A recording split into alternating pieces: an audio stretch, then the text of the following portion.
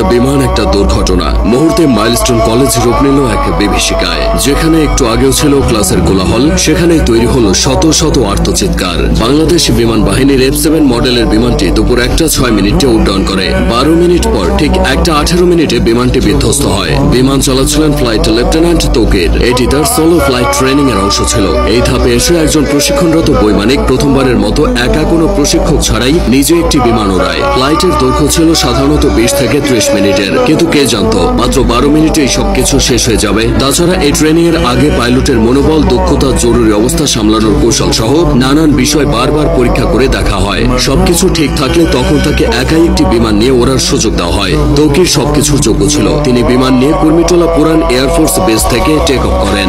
এরপর উত্তরা, দিয়াবাড়ি, বাড্ডা, হাতিরঝিল ও রামপুরার ওপর উঠতে থাকেন। তবে কয়েক মিনিটের মধ্যে কিছু সমস্যা দেখা যায়। সঙ্গে সঙ্গে তৌকির কন্ট্রোল রুমে রিপোর্ট করে জানায় যে তার বিমান আকাশে ভাসছে না, মনে হচ্ছে বিমান নিচের দিকে পড়ে যাচ্ছে। কন্ট্রোল রুম থেকে তাকে জানানো হয় তিনি যেন ইজেক্ট করেন তথা বের হয়ে আসেন। বিমান যখন নিয়ন্ত্রণের বাইরে চলে যায় তখন পাইলট নিজেকে বিমানের বাইরে বের করে আনেন প্যারাশুট সহ। এটি ইজেক্ট, কিন্তু কোনো এক অজানা কারণে তা সম্ভব হয়নি। এদিকে কন্ট্রোল রুমের সাথে পাইলটের যোগাযোগ বিচ্ছিন্ন হয়ে যায়। তার ঠিক 1 থেকে 1.5 মিনিটের মধ্যেই বিমানটি নিয়ন্ত্রণ হারিয়ে উত্তরা মাইলস্টোন স্কুলে বিধ্বস্ত হয়। মূলত স্কুলের আবাসিক ভবনে বিমানটি আছড়ে পড়ে। ভবনটির নাম হায়দার হল। হলের পুরো অংশ ধসে গেছে।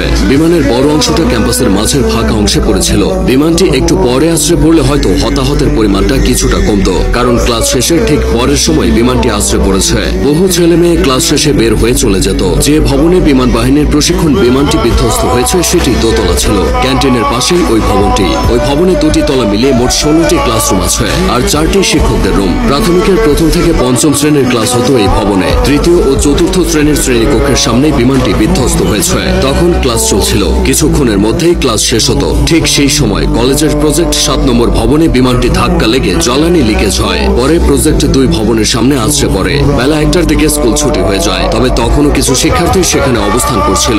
তারাই সবচেয়ে ক্ষতিগ্রস্ত হয়েছে। অনেক অভিভাবক বাইরে থেকে দাঁড়িয়ে শুধু দুর্দশা দেখেছে, কিছুই করার ছিল না। দুর্ঘটনা যা ঘটার তা ঘটে গেলেও কিছু প্রশ্ন থেকে গেছে। স্কুল কলেজ এরিয়ায় বাস ট্রাকের হর্ন আস্তে করার কথা বলা হয়। সেখানে স্কুল এরিয়ায় প্রশিক্ষণ বিমান ওড়ানো নিয়ে বেশ সমালোচনা হচ্ছে। উন্নত দেশগুলোতে বিমান বাহিনীর প্রশিক্ষণ বিমানগুলো জনমানবহীন এলাকায় এনে ওড়ানো হয়, এই যেমন ফাঁকা মাঠ, নদীর পার বা বিধ্বস্ত কোনো জায়গায়। কারণ একটাই, কোনো অনাকাঙ্ক্ষিত ঘটনা ঘটলে যেন ক্ষয়ক্ষতি এড়ানো যায়। এদিকে ঢাকার মতো জনবহুল শহরে বিমান বিধ্বস্তর এই ঘটনা ক্ষয়ক্ষতির পরিমাণ বাড়িয়ে দিয়েছে। তাছাড়া যে বিমানটি নিয়ে তৌকির বের হয়েছিল সেটি বহু বছরের পুরানো বিমান বলে অনেকে দাবি করছে। এই বিমান এতটাই ঝুঁকিপূর্ণ যে দুনিয়া জুড়ে এটি উড়ন্ত কফিন নামে পরিচিত।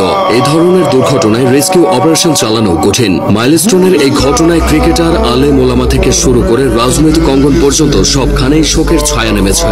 হতাহতের ঘটনায় মঙ্গলবার একদিনের রাষ্ট্রীয় শোক ঘোষণা করা হয়েছে। মাইলস্টোন স্কুল অ্যান্ড কলেজের ইতিহাসে এই ঘটনা দগদগে ক্ষত হয়ে থাকবে।